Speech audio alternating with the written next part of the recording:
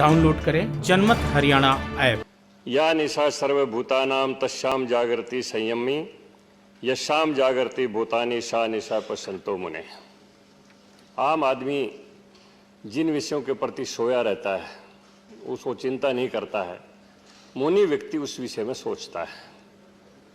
लकड़हारा तब तक लकड़ी काटता रहेगा जब तक उसको लकड़ियां जंगल में मिलती रहेंगी, लेकिन पर्यावरणविद इस बारे में सोचेगा कि लकड़ी सारी की सारी कट गई, जंगल कट गया, तो फिर इसका परिणाम क्या होगा। लकड़हारे को तो केवल लकड़ियां चाहिए मान्यवर। ये बहुत गंभीर विषय है। मैं अपनी बात आगे बढ़ाने से पहले थोड़ा सा पीछे की तरफ ले जाना चाहता हूं अपने माननीय सांसदों को। कानून तो 1860 में बने, इससे पहले वातावरण भी साफ था, प्रदूषण की कोई समस्या नहीं थी। मैंने बचपन में देखा है, मैं गांव में पैदा हुआ, तालाब के अंदर आखिरी घड़ा जो पानी का रहता था वो भी साफ रहता था। उस समय कोई आरओ नहीं था, कोई मिनरल वाटर नहीं था। हम तो अपने पशु चराने के लिए भी खेतों में जाते थे, तो थोड़ा सा पानी पड़ा हुआ मिल जाता था तो हम अपना कमीज ऊपर उठा के मुंह से अड़ा, यही हमारा आरओ था और यही हमारा फिल्टर था, उसी से पानी पी लेते थे। कभी कोई डिहाइड्रेशन नहीं हुई, पानी प्रदूषित नहीं होता था। इसके पीछे एक बहुत बड़ा कारण था। कानून जब टूटता है तो कानून तोड़ने वाला आदमी उसकी सजा भुगतता है या जिसको वो प्रभावित करता है, लेकिन जब मर्यादाएं टूटती हैं तो पूरा समाज उसकी सजा भुगतता है। हमारे बुजुर्गों ने बहुत सी ऐसी मर्यादाएं स्थापित की थी जिनके कारण हम स्वच्छ वातावरण के अंदर रहते थे। मिसाल के तौर पर मैं एक छोटी सी बात बताता हूं। माननीय यशस्वी प्रधानमंत्री जी ने उस ओर ध्यान दिया, जैसा मैंने कहा था कि मुनि व्यक्ति सोचता है।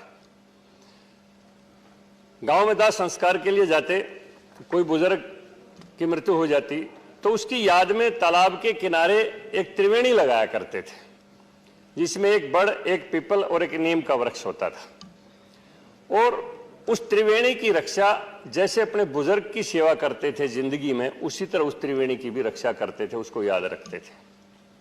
जब कोई और व्यक्ति गुजर जाता तो गांव के लोग दाह संस्कार के बाद तालाब में हाथ धोते थे तो थोड़ी सी मिट्टी निकाल के और जो जितनी भी त्रिवेणियां लगी होती थी उनकी जड़ों के साथ उस मिट्टी को लगा देते थे, ताकि उसकी जड़ें खाली ना हो और वो सूखे ना हो वृक्ष, वो सुरक्षित यूं का यूं रहे। और बताते थे, चर्चा होती थी कि ये वृक्ष हमारे दादा ने लगाया था, ये 200 साल पुराना है, ये हमारे परदादा ने लगाया था, ये 250-300 साल पुराना है। और सबसे ऊंचे जो टहनी होती थी उसके ऊपर गिद्ध और चील अपना घोंसला बनाया करते थे। आज गिद्ध कहां पर है? वृक्ष गए तो गिद्ध भी गए। आज एक कुत्ता अगर मर जाता है तो 1 हफ्ते तक वो सड़ता रहता है, उसका प्रदूषण वायुमंडल के अंदर फैलता रहता है। लेकिन जब गिद्ध थे हमारे देश के अंदर तो 1 मिनट में एक चाहे बड़े से बड़ा पशु भी कोई भी मर जाता, उसको मेरी समझ में आध घंटे में उसका सारा का सारा मांस साफ कर देते थे, हड्डियां दिखाई देती थी, हड्डियां प्रोसेसिंग के लिए चली जाती थी। ये हमारे बुजुर्गों ने जो मान्यताएं स्थापित की हुई थी उनके कारण वो गिद्ध भी सुरक्षित थे, चील भी सुरक्षित थी। आज कहीं गिद्ध हमें दिखाई नहीं देते। आज छोटा सा कोई जानवर मर जाता है तो हफ्तों तक वो सड़ता रहता है। तो ये प्रकृति ने जो सारी चीजें बनाई हुई थी, हमने प्रकृति के साथ छेड़छाड़ की है। इसके कारण आज हम इस समस्याओं से जूझ रहे हैं। हमें याद है दिवाली का जब त्योहार आता था तो मान्यवर वो सर्दियों की शुरुआत में दिवाली आती है तो हर घर के ऊपर कोई घी का दीपक लगाता था, कोई सरसों के तेल के दीपक लगाते थे। और हम तो बच्चे थे तो लाइन में लग के, और गांव का हमारा जो महाजन होता था, बढ़िया जिसको कहते हैं गांव में, उसके घर के आगे हम लाइन लगाते थे और एक छोटी सी लकड़ी की चिलम होती थी, उसके नीचे डंडा फंसा के उनमें घर से हम बिनोले लेके चलते थे, जो कपास का बीज जो होता है। और वो लाला जी सबके उसमें एक एक पलवा ऐसे पाव तेल डालता रहता था और हम उसमें अग्नि लगा के सारे गांव में परिक्रमा करते थे। हम बच्चे गीत गाते हुए परिक्रमा करते थे और सारे गांव का वातावरण इतना सुगंधित हो जाता था कि सर्दी के आने वाले 3-4 महीने तक पर्यावरण की, प्रदूषण की कोई समस्या पैदा ही नहीं होती थी। आज दिवाली वाले दिन हम पटाखे बजाते हैं, दिवाली वाले दिन पहले प्रदूषण अगर कोई होता था वो भी निदान हो जाता था, समाधान हो जाता था। आज दिवाली के बाद हमारा सांस लेना दुर्भर हो जाता है, क्योंकि हमने वो सारी परंपराएं, वो सारी मर्यादाएं जो हमारे बुजुर्गों ने स्थापित की थी, वो सारी की सारी हमने तोड़ दी है। कोई कानून नहीं था कि आपको पटाखे बजाने हैं या दीपक लगाने हैं, लेकिन मर्यादाएं स्थापित की हुई थी हमारे बुजुर्गों ने। वो मर्यादाएं गई तो पूरा समाज आज उसका परिणाम भुगत रहा है। मैं इसी विषय में आना चाहता हूं आगे अपनी बात को बढ़ाते हुए। माननीय आमिया जी ने भी बहुत सारी बातें की हैं और हमारे शुक्ला जी ने सारा माननीय प्रधानमंत्री जी के प्रयासों की सराहना की है और वास्तव में सराहनीय योग्य है। मान्यवर, मुझे थोड़ा सा मौका दीजिए। हमारी जो परंपराओं की मैं बात कर रहा था, अब से 30 साल पहले सारे देश में चौमासा सिस्टम था। 30 साल पहले तक 4 महीने गर्मी पड़ती थी, 4 महीने सर्दी पड़ती थी और 4 महीने बरसात के होते थे। चौमासा सिस्टम था। अब साल में 10 महीने गर्मी पड़ती है और कोई मौसम का अनुमान ही नहीं, किस समय बारिश आ जाए और किस समय सर्दी पड़ जाए, किस समय गर्मी आ जाए, कोई मौसम का अनुमान ही नहीं, क्योंकि हमने सारी मर्यादाएं स्थापित की हुई थी। चौमासे के अंदर अपनी लड़कियों के यहाँ जो कुछ हम भेजते थे वो तेल की मिठाई होती थी, उसको हम हरियाणा प्रदेश में गुलगुले और सुहाड़ी बोलते थे। तो सारा गांव सुगंधित वातावरण से भरा हुआ रहता था, कोई पर्यावरण की समस्या होती ही नहीं थी। जो लॉकडाउन माननीय प्रधानमंत्री जी ने लगाया वो गांव में आज भी लगता है। अगर गांव में कोई बीमारी आ जाती है तो गांव के लोग लॉकडाउन लगा देते हैं और उस गांव के अंदर हवन यज्ञ करके प्रत्येक घर के अंदर उसकी हवन की धूनी, उसका धुआं दिया जाता है और गांव से वो बीमारी चली जाती है। हमारे जो बुजुर्ग जो हैं, हमारे से ज्यादा साइंटिस्ट थे, हमारे से ज्यादा समझदार थे, जो उन्होंने परंपराएं स्थापित कर रखी थी।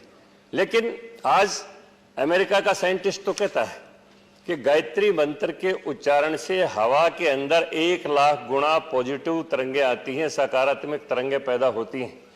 लेकिन अपने देश में अगर हम ये बात कहेंगे तो कुछ लोगों की धर्मनिरपेक्षता के ऊपर चोट लग जाएगी।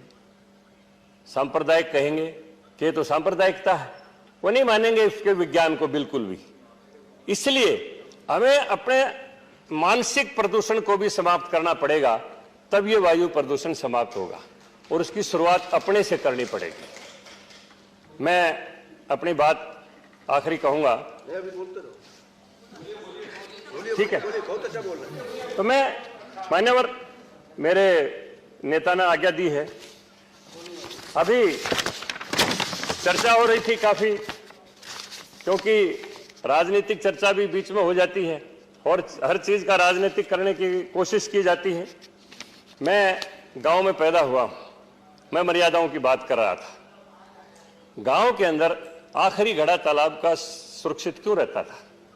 एक मर्यादा थी कि चारों तरफ जितना कैचमेंट एरिया तालाब का है, उस एरिया के अंदर कोई व्यक्ति शौच के लिए नहीं जाता था। ये मर्यादाएं थी। आज कोई परवाह नहीं करता। जिस गांव से पानी डिग्गी का हम पीते हैं, वाटर सप्लाई का पानी आता है, शहर में जिस डिग्गी में से पानी आता है उसके किनारे हम गंदगी फैला देते हैं। कोई परवाह ही नहीं करते, अपने घर से कोई शुरुआत ही नहीं करते। बहन जी बहुत अच्छा कह रही थी ध्वनि प्रदूषण के बारे में। शादियों में कई बार जाने का मौका मिलता है तो डीजे वहां पर बजता है, मैं तो उठ के चला आता हूं। जब वो डीजे की आवाज डम डम बोलती है तो हृदय की धड़कन बढ़ जाती है। और आज केवल शहर नहीं, गांव भी कोई अछूता नहीं। और ये हम अच्छी तरह से, आज भी हम गांव के अंदर रहते हैं, हम देखते हैं जिस गली से वो डीजे बजता हुआ निकल जाता है बारात के साथ, उस दिन उस गली की भैंसें दूध नहीं देती हैं, गवें भी दूध नहीं देती, उखड़ जाती हैं वो। पहले जब हम बारात में जाते थे तो या तो बीन बजती हुई चलती थी या वो बैक पाइपर होता था, वो बजता हुआ चलता था। तो भैंस जो 10 किलो दूध देती थी वो 12 लीटर देती थी शाम को। पहले वो था, वो ऐसी ध्वनि बीन से निकलती थी, बैक पाइपर से निकलती थी, जिसके अंदर एक आनंद होता था। लेकिन आज जब डीजे की आवाज होती है और उसके साथ जो बेउद्दापन और फूडपन होता है, उससे पशु तक भी अपना पशु दूध देने से उखड़ जाते हैं, तो फिर वायु का क्या होगा आप अंदाजा लगा सकते हैं। तो मान्यवर, मैं इसी बात को अपने आगे बढ़ाते हुए कहता हूं कि कि हमें इसमें सार्थक पहल करनी होगी। और इस किस्म का माननीय प्रधानमंत्री जी ने कदम उठाया है। और हम हरियाणा प्रदेश में भी जल संरक्षण के लिए मेरा पानी मेरी विरासत नाम से एक योजना चालू की गई है। तालाबों की स्वच्छता के लिए योजना चालू की गई है। अगर किसी को पर्यावरण का कंट्रोल करना है तो मैं कहता हूं महाभारत का विदुर नीति उठाओ। विदुर नीति में धर्म की परिभाषा दी गई है और महात्मा विदुर ने लिखा है कि किसी पूजा पद्धति का नाम धर्म नहीं। हम उत्तर में मुंह करके राम का नाम लेते हैं या दक्षिण में मुंह करके लेते हैं या पूर्व में करके लेते हैं या पश्चिम में करते हैं, ये कोई धर्म नहीं है। ये अपनी अपनी एक पूजा पद्धति, अपना रहने का एक तरीका है। धर्म की परिभाषा महात्मा विदुर ने लिखा है कि तालाबों के जल को स्वच्छ रखना भी एक धर्म है, वृक्षों की हरियाली की सुरक्षा करना भी वो भी एक धर्म है, माँ बाप की बुढ़ापे के अंदर सेवा करना वो भी एक धर्म है, किसी अबला की इज्जत की सुरक्षा करना वो भी एक धर्म है। धर्म की परिभाषा बहुत लंबी चौड़ी है, लेकिन यहां तो एक अगर वंदे मातरम भी कह देंगे, गायत्री मंत्र का उच्चारण भी कर देंगे तो भी सांप्रदायिक हो जाएंगे और धर्म निरपेक्षता के ऊपर चोट लग जाएगी। जब पूरे राष्ट्र का ही कोई धर्म नहीं होगा तो फिर आप क्या अंदाजा लगा सकते हैं। धर्म की परिभाषा ये पूजा पद्धति नहीं। तो मान्यवर, मैं ये कहना चाहता हूं जो मैंने जिक्र किया था कि इसके लिए मैं एक अपना उदाहरण दूंगा आपको। जिस समय पहली बार 14 घंटे का लॉकडाउन माननीय प्रधानमंत्री जी ने घोषणा की और मैं व्यक्तिगत अपना एक अनुभव का उदाहरण आपको देता हूं, तो हमने परिवार ने फैसला किया कि हम 14 घंटे का समय कैसे बिताएं।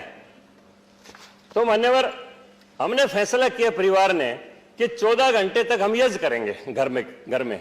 हमने 10 लीटर गाय का घी लिया और 10 किलो सामग्री शांति कुंज हरिद्वार से मैंने मंगवा के रख रखी थी, वहां आता जाता रहता हूं।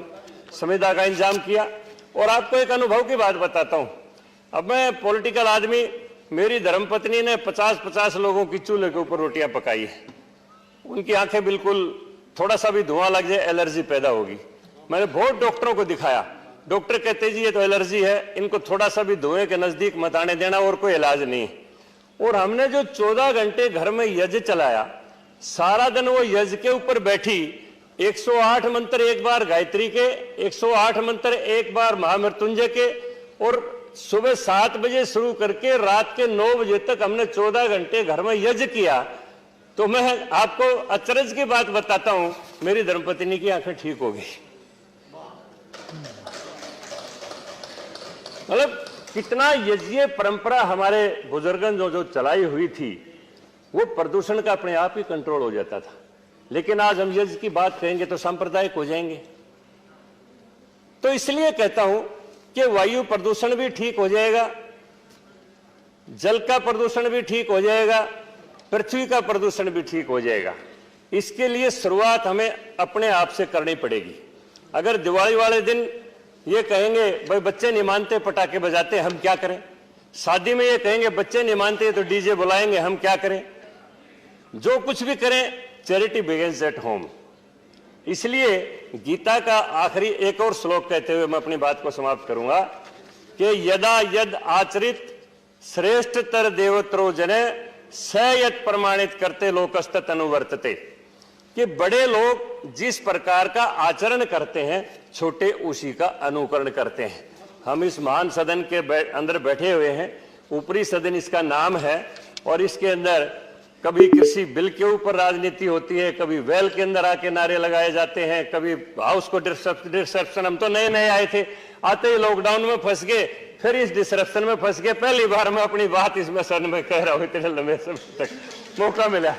तो इसलिए अब इतने अच्छे विषय के ऊपर आमिया जी ने विषय रखा है, हमें दिल खोल के ऊपर चर्चा करनी चाहिए। हमें ये नहीं सोचना चाहिए ये कांग्रेस से है या किस पार्टी से है या उस पार्टी से है। और माननीय प्रधानमंत्री जी, जैसा हमने कहा, इस बात के ऊपर पूरा सजग है, सरकार का सार्थक सहयोग दें। और कोई भी अगर मुद्दों के ऊपर आलोचना होती है, आप आलोचना करिए, और वो भी स्वस्थ आलोचना करिए, बैठ के करिए, बजाय के हमारे जैसे नए आदमी आए उनको 1 मिनट का टाइम ही ना मिले बोलने का। तो इसमें मामिया जी का धन्यवाद करता हूं, इन्होंने अच्छा विषय उठाया और तमाम लोगों ने अपनी राय दी, लेकिन कुछ लोग अपने बीच बीच में वो राजनीतिक रोटियां भी सेकने की कोशिश करते हैं। तो मैं वो चले गए अपने मनोज झा जी, उन्होंने अच्छा कहा था कि सीने में जलन आंखों में तूफान सा क्यों है, कि हर इस शहर में हर शख्स परेशान सा क्यों है। मैं पीछे हूं तो इसलिए यही बैठे तो उस परेशानी को छोड़ दे उस परेशानी को छोड़ के और आपस में सहयोग करते हुए देश के लिए जो सही है उसमें सब मिलजुल के सहयोग करें और इस देश को सुंदर और स्वस्थ बनाएं, जैसा प्रधानमंत्री जी का सपना है। स्वस्थ भारत, स्वच्छ भारत, श्रेष्ठ भारत का सपना, उसको साकार करने के लिए काम करें। बहुत बहुत धन्यवाद। राजनीति के आगे, राजनीति के पीछे, हर हलचल को जानने के लिए हमारे YouTube चैनल जनमत हरियाणा को लाइक करें, सब्सक्राइब करें और अपडेट रहने के लिए बेल आइकन दबाना ना भूलें। देखते रहें जनमत हरियाणा, सच के अलावा कुछ भी नहीं।